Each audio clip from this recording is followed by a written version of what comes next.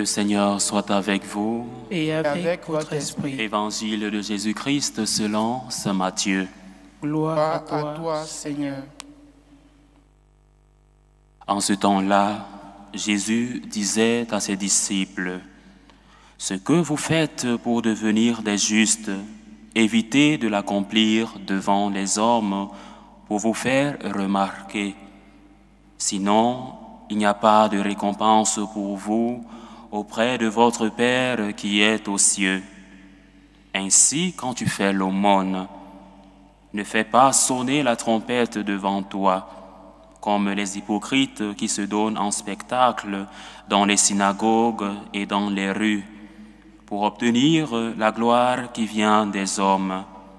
Amen, je vous le déclare, ceux-là ont reçu leur récompense. Mais toi, quand tu fais l'aumône, que ta main gauche ignore ce que fait ta main droite, afin que ton aumône reste dans le secret. Ton Père qui voit dans le secret te le rendra. Et quand vous priez, ne soyez pas comme des hypocrites.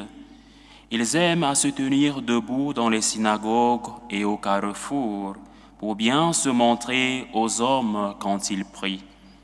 Amen, je vous le déclare, ceux-là ont reçu leur récompense. Mais toi, quand tu pries, retire-toi dans la pièce la plus retirée, ferme la porte et prie ton Père qui est présent dans le secret.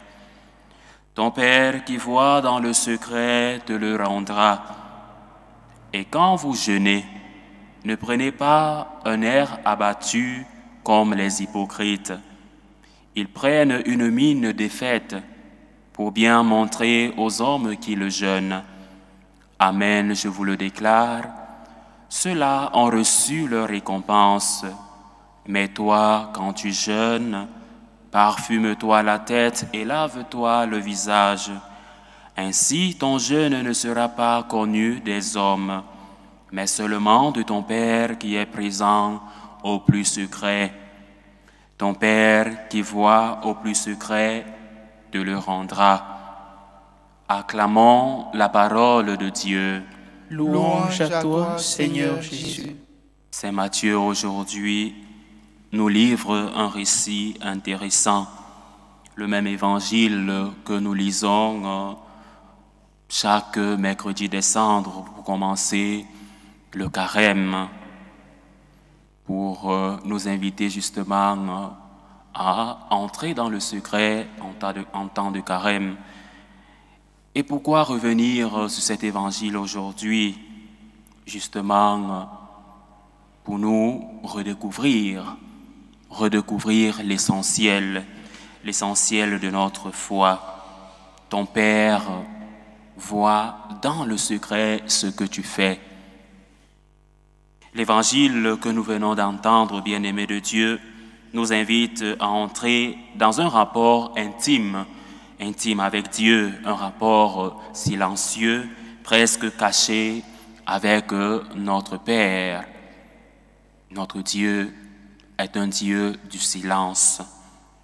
3 fois, Jésus répète, « Ton Père qui voit dans le secret te le rendra. » Alors ce secret n'est pas une cachette, non.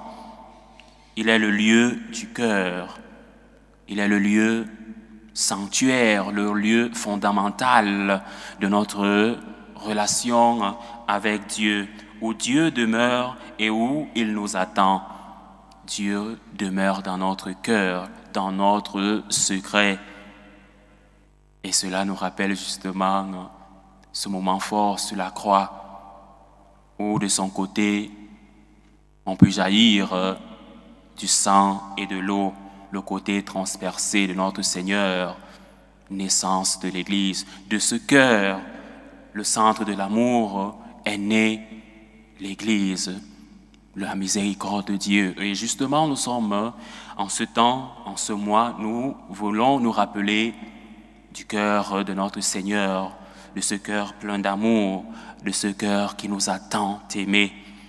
Alors, loin des regards et des apparences, il convient pour nous de revenir vers cet organe vers notre essentiel, revenir vers nous-mêmes pour nous recentrer, pour revoir notre spiritualité.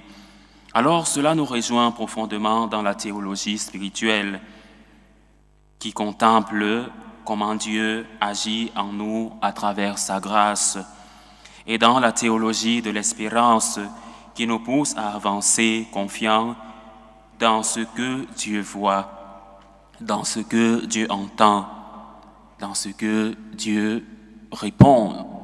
Dieu voit, Dieu entend et Dieu nous répond à sa manière. Ton Dieu qui voit tout ce que tu fais dans le secret te le rendra une espérance. Alors aujourd'hui, nous sommes invités à imiter Marie, la mère du secret gardé. Pensons à Marie.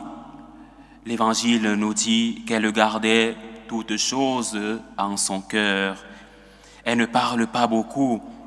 Elle ne cherche ni reconnaissance ni explication immédiate.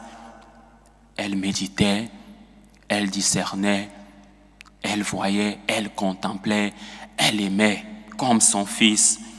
Elle est modèle de discrétion spirituelle, non par passivité, mais par une intelligence du cœur, une fois de plus, une sagesse sapientielle de la Vierge, fruit de l'Esprit, elle qui est l'Immaculée Conception.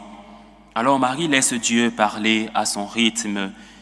Marie, elle lui répond par une vie humble, une vie fidèle jusqu'à la croix. Marie au pied de la croix, une vie offerte, en lui donnée. Alors aujourd'hui, nous aussi imitons la Vierge. Ne soyons pas des hommes de l'ostension, de l'apparence. Soyons des hommes du secret gardé comme la Vierge Marie.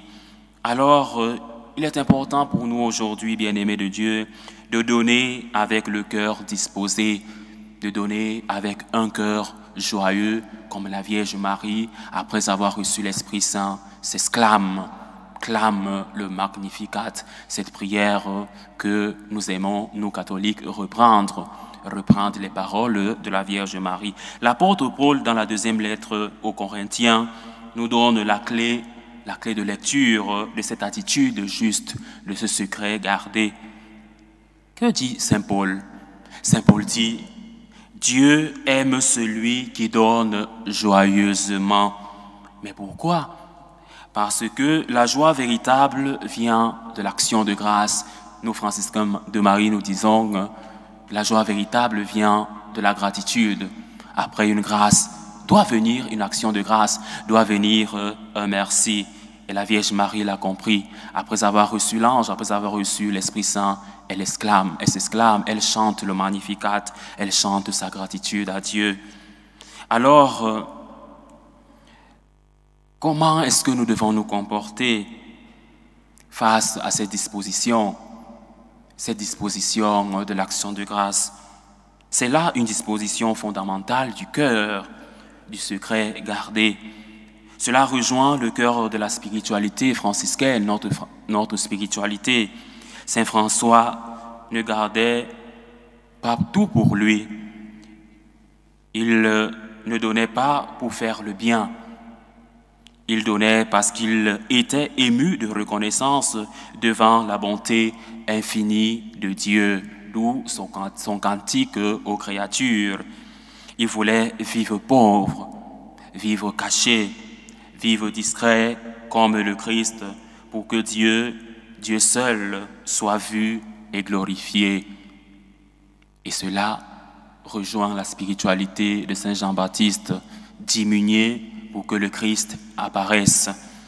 C'est cela l'attitude chrétienne, être humble, discret, pour laisser transparaître le Christ, pour laisser transparaître l'Eucharistie, d'où la spiritualité de l'adoration au Saint-Sacrement. Le Christ au milieu élevé et nous à genoux pour contempler, pour aimer, pour adorer. Alors, dans nos vies paroissiales, dans nos engagements, nous sommes souvent tentés de chercher l'efficacité visible, la reconnaissance, les résultats. Mais Jésus nous dit, ne faites pas l'aumône pour être vu, ne priez pas pour être vu, ne jeûnez pas pour être vu. Votre Père voit tout ce que vous faites dans le secret. Le service chrétien, la prière, le jeûne, l'aumône n'ont de valeur que dans le secret du cœur, là où Dieu seul voit. Il ne s'agit pas de cacher nos actions, mais d'en purifier l'intention. C'est le plus important. Purifier nos intentions, être des missionnaires de la charité, donner. Nous, justement, franciscains de Marie, nous avons un point d'imitation du Christ. Donner, aimer avec des œuvres, mais purifier nos intentions. Purifier l'intention est essentiel. Il s'agit donc de cultiver la discrétion spirituelle, discerner en silence, donner dans la joie, prier avec confiance et surtout espérer parce que Dieu rend toujours au centuple ce qui est donné dans l'amour. Alors, pour terminer, bien-aimés de Dieu, nous sommes invités à avoir un cœur ouvert et les mains vides. Deux attitudes, avoir un cœur ouvert à la charité, des mains vides, des mains d'humilité pour laisser le Christ s'élever, pour que l'humanité contemple justement que notre Seigneur est le Dieu que toute l'humanité a besoin. Entrons dans cette sagesse de l'Évangile. Cette sagesse de l'Évangile, comme Marie, gardons les paroles dans notre cœur. Comme Paul, donnons avec joie, donnons avec action de grâce, donnons avec gratitude. Et comme Saint François d'Assise, vivons dans la simplicité, le dépouillement et la confiance. Ainsi, le Père voit dans le secret, mais ce secret, c'est le lieu où l'amour grandit en vérité. Et cela suffit à Dieu. Loué soit Jésus-Christ. À jamais.